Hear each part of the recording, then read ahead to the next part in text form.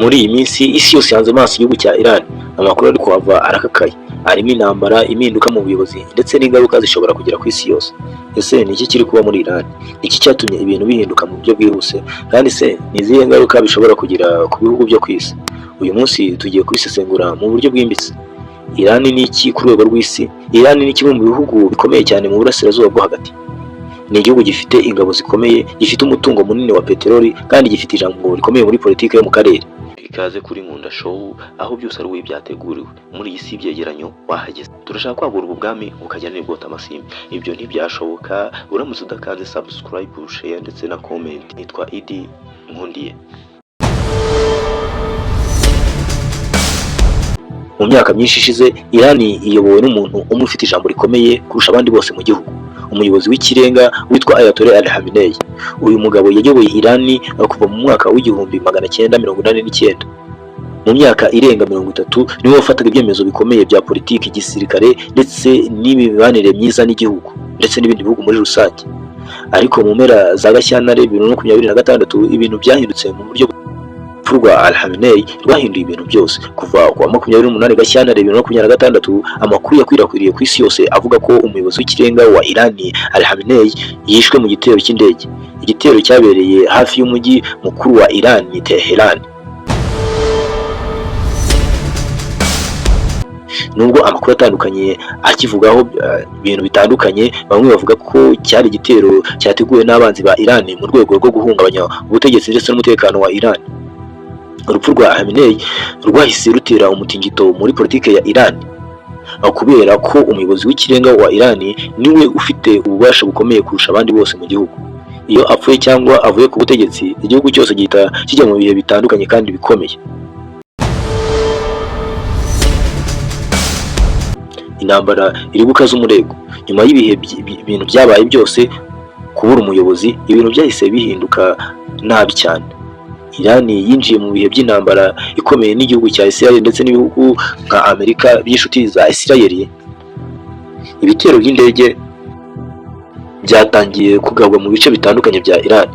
Imijyi imwe n'imwe irimo Tehran, Isfahan na Shiraz yumvikanamo ibisasu byinshi, ibikoresho bya peteroli, ibibuga by'indege ndetse n'ibigo bya gisirikare byagiye biraswa. Iran nayo ntiyacecetse, yatangiye kurasa misile na za drone zigana mu nzego ndetse no mu ntego zayo, mu nzego za Israel ndetse no mu karere harimo ibindi bihugu by'inshuti na Israel.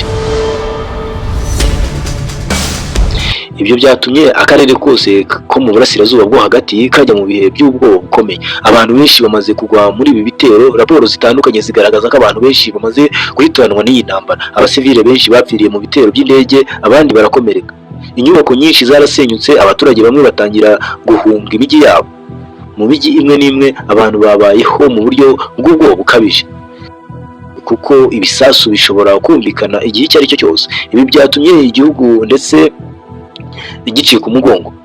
Ibihugu byinshi ku isi byatangiye guhamagarira ibihugu biri kurwana kugabanya imirego mu mirwanire, bagahagarikira aho ngaho ibintu bitarakomera. Ariko kugeza ubu intambara iracyakomeje. Ikibazo cy'umusimburo wa Al Khamenei nacyo ni ikindi kibazo gikomeye kiri kuvugwa muri Iran.